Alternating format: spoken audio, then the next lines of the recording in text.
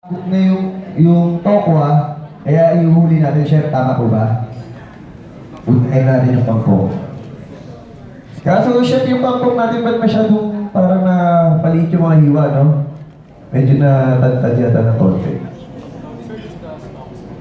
Okay. Minsan kasi masarap din medyo mahaba yung stock set. Okay? Okay, parang pwede na po yan. Yun, kangkong naman. Dapat pag lalo na pagkangkong, hindi gano'ng matagal kasi maano po, di ba? Malalamok, masyadong lalamsa. Konti lang yan.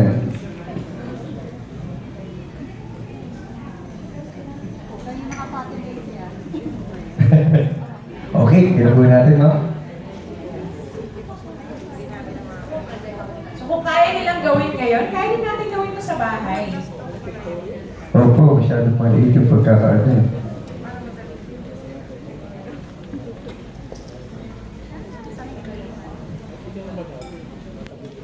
Sana may takip, no? Para po paano siya.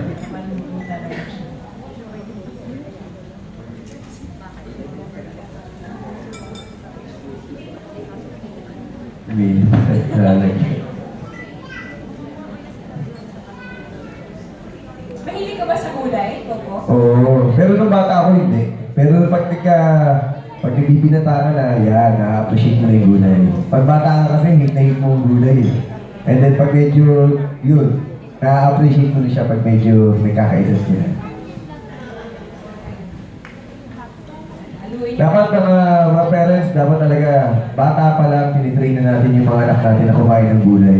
Lalo-lalo na ngayon, kasi, di ba, ang hilig nga, ang dami ngayon na iba-ibang mga pagkain na hindi healthy. Dapat, ngayon pa lang, tinitrain na natin ang mga bata na kumain ng gulay.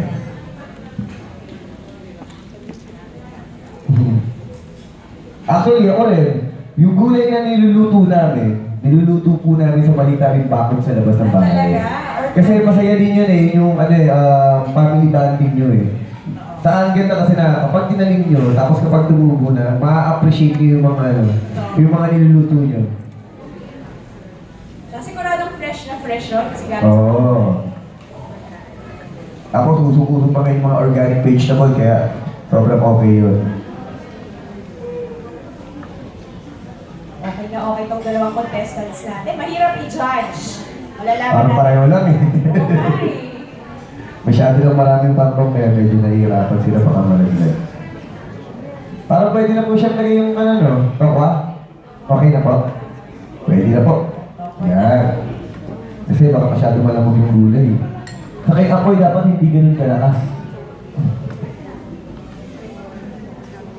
Oo. At pagkatapos, ilalagay na natin ang ating sikreto, syempre.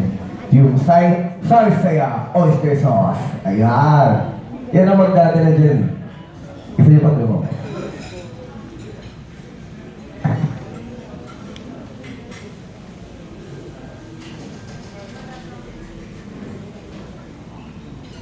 Ito na yung last step.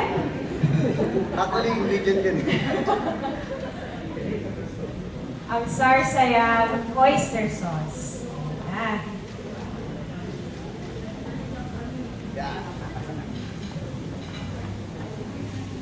Tapos haluin lang ng maigi. And tapos na tayo. O, diba?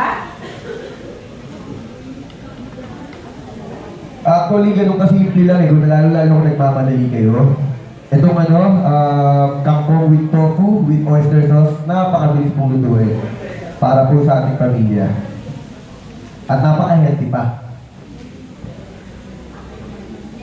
Ay, masyado po pala kasi okay lang yun. Yun. Okay? O, si Castilla, ready na siya Buhay pa. Okay.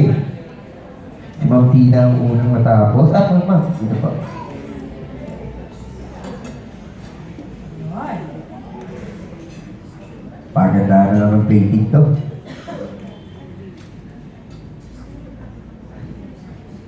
Tulungan ko po kayo.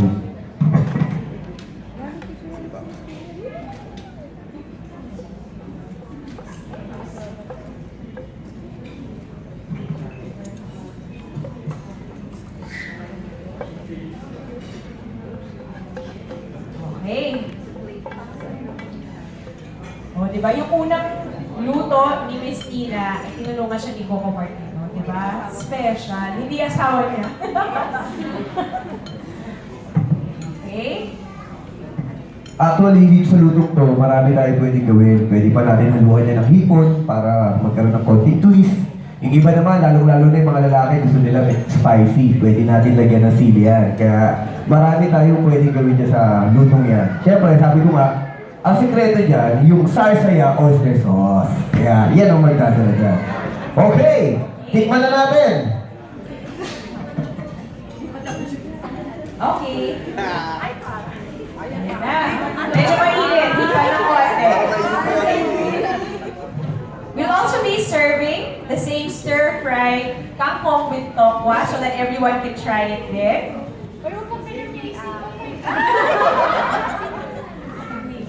Sana di ba mainit? Ako, hirap ang pagkagawin mo. Masarap kasi hindi gano'ng lutong-luto yung kangkong. Pero lasang-lasa mo yung oyster sauce. Yeah. Ito na. Si Miss Tina naman. Hindi naman po okay lang. Lipan nyo na lang ako. Tago talaga, hindi ko gagawin. Okay? Okay. You ready na, Aro? Parang hindi mo nakatawa. Masarap din. Actually, pareho lang siya ng lasa. Pero, yung isa, mas crunchy yung gulay. Ito naman, saktong-sakto lang po. Kaya, congratulations po sa inyong dalawa. Kasi, napakasarap po ng luto ninyo. Hey! Thank you po! Thank you. Congratulations. Ayos!